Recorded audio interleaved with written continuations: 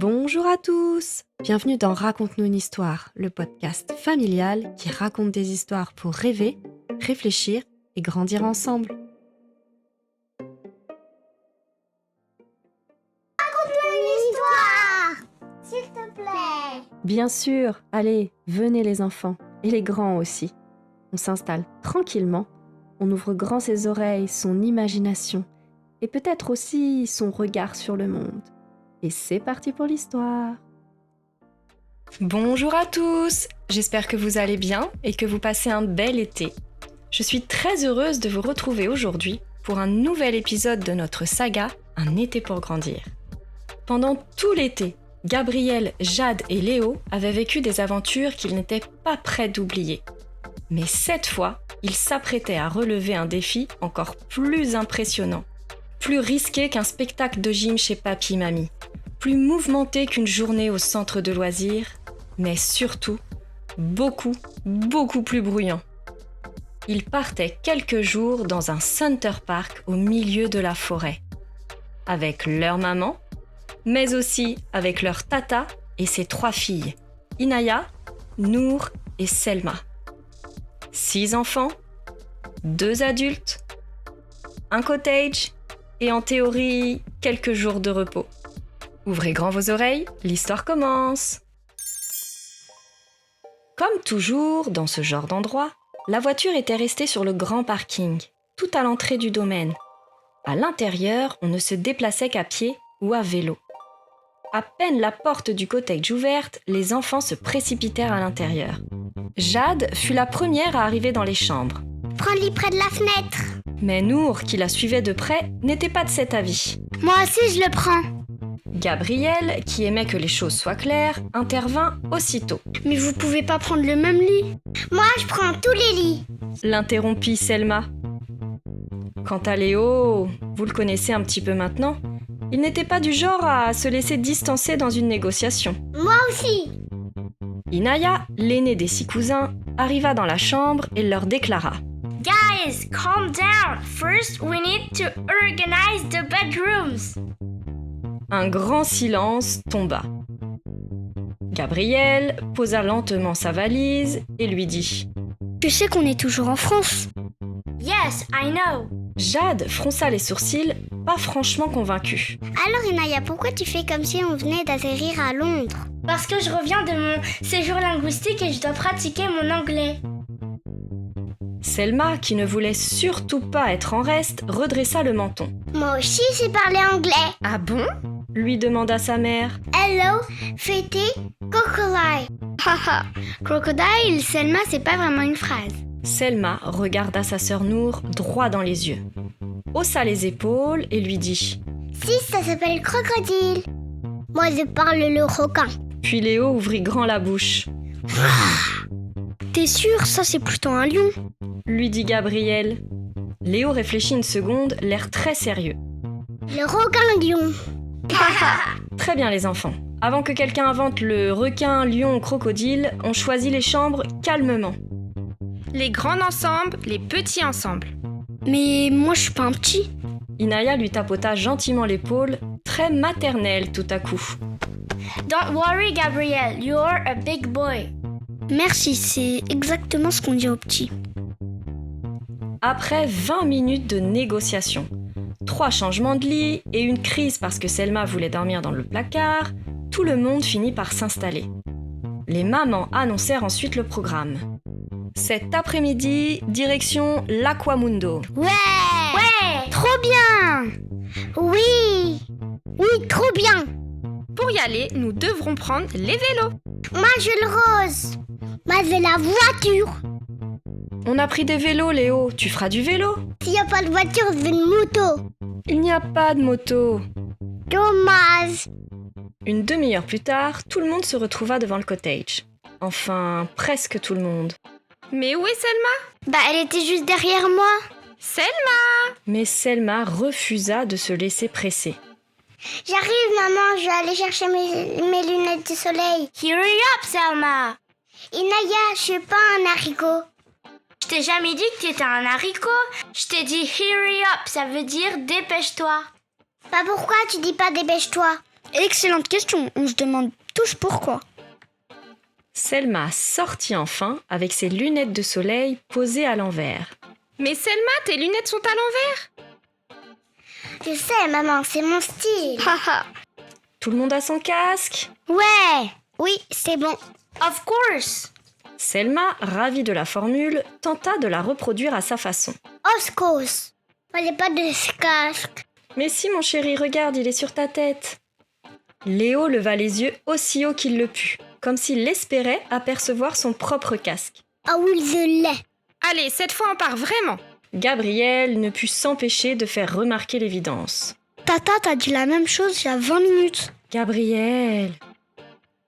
Le petit groupe se mit enfin en route. Inaya roulait devant, très droite, sur son vélo. Follow me, everybody. Nour, qui avait vu un panneau, interrompit sa sœur. Le dôme est à gauche. Inaya freina brusquement. I knew that. Bien sûr. Je vérifiais simplement si vous suiviez. Moi, je te suis. Moi aussi, je te suis. Inaya reprit aussitôt son sérieux de guide de la route. Quelques instants plus tard, Léo dépassa le chemin du dôme. « Léo, c'est à gauche !» Mais Léo continua tout droit. Ouais, lui aussi, c'est pour vérifier si on suit. Les 6 cousins traversèrent le dôme en courant. Au bout de quelques mètres, l'Aquamundo apparut devant eux. Ils restèrent bouche bée. L'Aquamundo ressemblait à un véritable coin de paradis. Des palmiers, une eau toujours chaude et une immense rivière sauvage qui promettait autant d'éclats de rire que de grandes éclaboussures. Je veux faire le grand toboggan. Moi aussi. Dirent Jade et Nour, les deux inséparables. Selma n'allait certainement pas se laisser doubler sur ce coup-là. Moi aussi, je veux le faire. Toi, tu vas commencer par le petit. Mais non, ça y est, je suis grande. You're 5 years old. Selma, qui n'était pas du genre à se laisser démonter par un argument logique, lui lança. Oui, mais 5, c'est presque 12. Si on compte 8. Ah non, pas vraiment. Léo pointa le plus grand toboggan. Moi, j'ai fait celui-là. Non, Léo, toi aussi, tu commences par le petit. Mais je suis grand. Gabriel se souvint d'un détail qui contredisait totalement cette théorie. Tu viens de demander une moto pour éviter de pédaler. Oui, parce que les grands, ils ont des motos. Les enfants déposèrent leurs affaires et coururent vers l'eau. Enfin, 5 enfants coururent. Inaya, elle, resta au bord de la piscine. Inaya, tu viens pas? Lui demanda Jade. Of course, mais l'eau a l'air freezing. Gabriel traduisit sans qu'on ne lui demande rien. Ça veut dire froide. Yes, freezing. Puis, sans prévenir, Nour se mit à éclabousser Inaya de toutes ses forces. Oh my god, Nour! C'est logique, on est dans une piscine. Allez, viens, elle est bonne. Inaya remit de l'ordre dans ses cheveux, faussement outrés. Puis elle sauta dans l'eau en éclaboussant tout le monde à son tour. Revenge. Moi aussi, je veux une revanche. Selma lança une énorme éclaboussure directement sur Tata, restée au bord de l'eau avec les serviettes. Selma!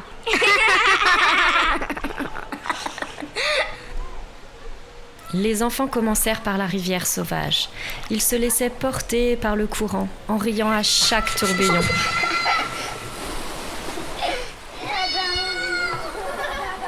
Après quelques descentes, Nour proposa une course jusqu'au petit toboggan.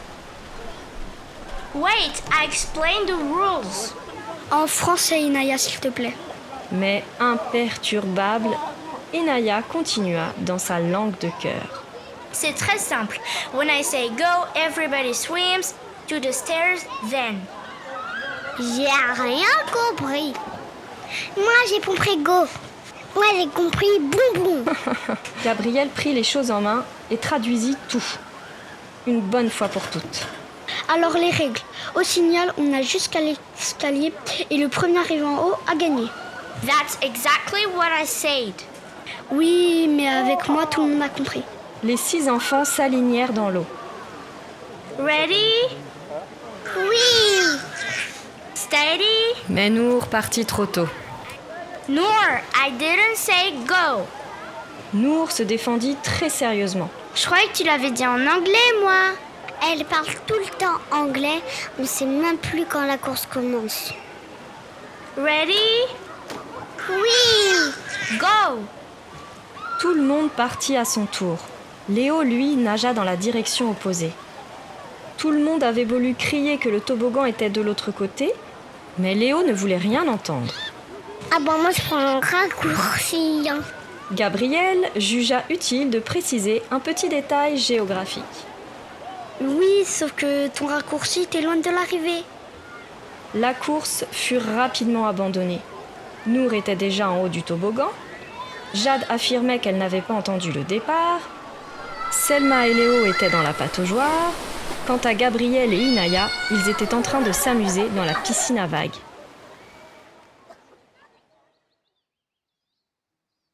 Quelques heures plus tard, toute la petite troupe reprit les vélos pour retourner au cottage.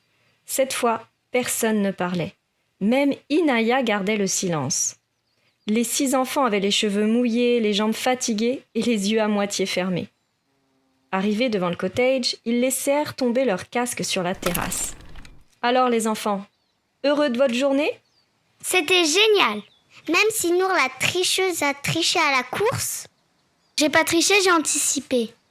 Gabriel ne put résister à l'envie de reformuler ça plus honnêtement. Ça, c'est une façon élégante de dire partir avant le signal. Moi, j'ai nagé jusqu'à Londres. No, Selma, you didn't. Un petit Londres alors. Léo s'allongea directement sur le tapis du salon. Moi, je dors ici. Tu veux pas aller dans ton lit plutôt? Trop loin. Gabriel jeta un œil à la distance réelle qui séparait Léo de sa chambre. Il est à 3 mètres. Et je vois pas de raccourci. Les jours passaient à toute vitesse. Chaque matin, avant même que les adultes aient terminé leur premier café, les 6 enfants avaient déjà 1000 idées. On va au dôme. Et si on louait les Rosalie? On va au bowling. Si on construisait une cabane? Si on faisait une course de vélo? On va à la ferme voir les animaux. Et chaque matin, les mamans échangeaient un regard amusé. Une seule activité à la fois. Mais d'abord, le petit déjeuner. Les journées passaient à toute vitesse. Ils parcouraient les petits chemins de la forêt à vélo, observaient les canards au bord du lac, faisaient des concours de ricochet, retournaient flotter dans la rivière sauvage, tentaient une partie de bowling où plus personne ne comptait vraiment les points. Ils inventaient des chorégraphies absurdes sur la terrasse et terminaient presque toujours leur soirée autour d'une glace, en riant tellement que les voisins finissaient par sourire eux aussi. Puis sans que personne ne s'en rende vraiment compte, le dernier matin arriva. Les valises réapparurent dans le salon, les vélos furent rangés une dernière fois, et pour la première fois depuis 1 semaine, le cottage paraissait presque silencieux. Le dernier soir, les 6 enfants mangèrent une glace sur la terrasse. Pour la première fois depuis le début du séjour, un calme presque parfait s'installa. Gabriel regarda les vélos posés contre la barrière, les serviettes encore humides et les chaussures abandonnées un peu partout. Puis il sourit. C'était quand même des vacances incroyables. Les meilleures. Je crois que je n'ai jamais entendu autant de bruit que pendant ces vacances. Moi non plus. Mais on recommence l'année prochaine? Les enfants se redressèrent d'un seul coup. Oui! Oui! Franchement, on devrait faire ça tous les ans. Inaya, fidèle à elle-même jusqu'au bout, confirma dans sa langue préférée. Definitely. Crocodile.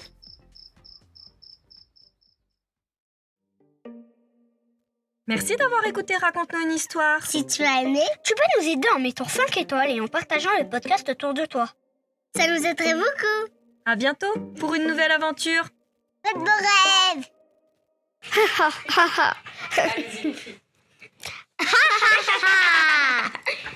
Dire des sorcières. Qu'est-ce que je dois dire? Moi, j'ai pas de casque. Moi, j'ai pas de casque.